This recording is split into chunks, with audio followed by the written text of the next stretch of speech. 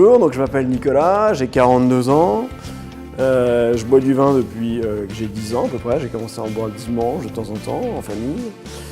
Je suis associé dans 2 propriétés viticoles, une à Chassagne-Montrachet en Bourgogne et une autre dans le Bordelais, dans l'appellation Grave. Donc voilà, j'ai une cave d'à peu près 500 bouteilles, quelque chose comme ça.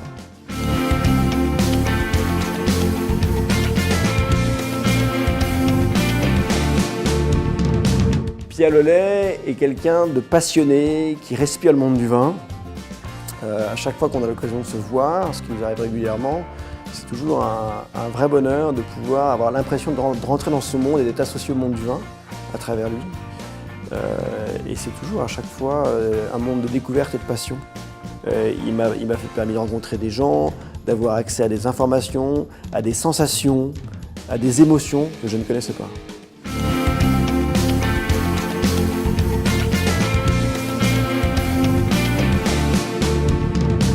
Pouvoir assouvir cette passion par l'intermédiaire de quelqu'un qui est un professionnel averti, qui passe son temps en immersion, comme je disais, dans le monde du vin, c'est très important parce que du coup, il vous permet d'accéder à des choses qui seraient inaccessibles pour le commun des mortels, y compris pour des gens passionnés, tout simplement parce que lui fait partie de ce sérail, et quand on n'est pas de ce monde-là, il est compliqué parfois de pouvoir pénétrer un certain nombre de choses.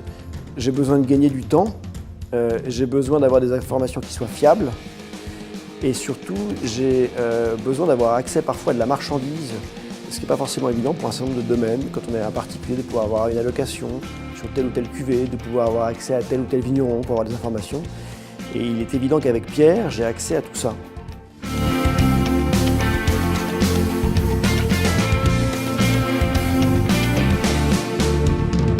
Pierre, au départ, m'a demandé ce que je buvais, ce que j'aimais boire, avec qui je buvais du vin, dans quelles circonstances, ce que j'avais dans ma cave et ce que je pensais vouloir ajouter à la cave que je n'avais pas. Donc ça m'a permis ça lui a permis de connaître mon mode de fréquentation du monde du vin, et moi ça m'a permis de mettre des mots sur mes envies.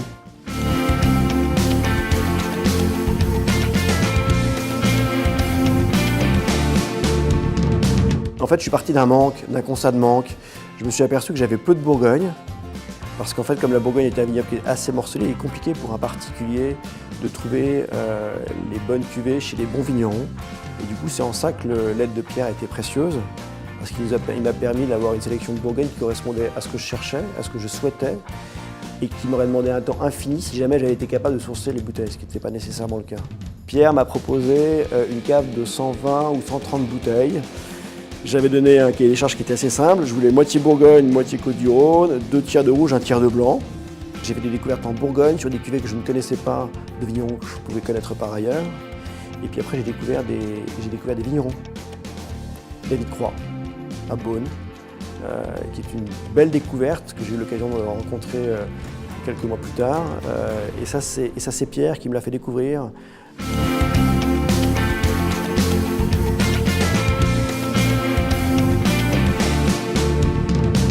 Oui, alors on peut utiliser les moyens traditionnels, téléphone, message, mais finalement l'interaction qu'on utilise le plus tous les deux, c'est Instagram.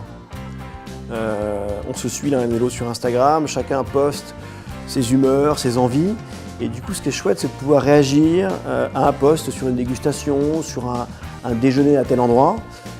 Et récemment, suite à un post de Pierre, je suis allé déjeuner dans un restaurant d'une ville que je connais depuis 20 ans, un restaurant dans lequel je n'avais jamais mis les pieds. Et j'ai pu percevoir l'émotion que Pierre avait ressentie en fait. Et du coup, c'est vrai que c'est un mode d'interaction qui me paraît complètement en adéquation avec le monde du vin.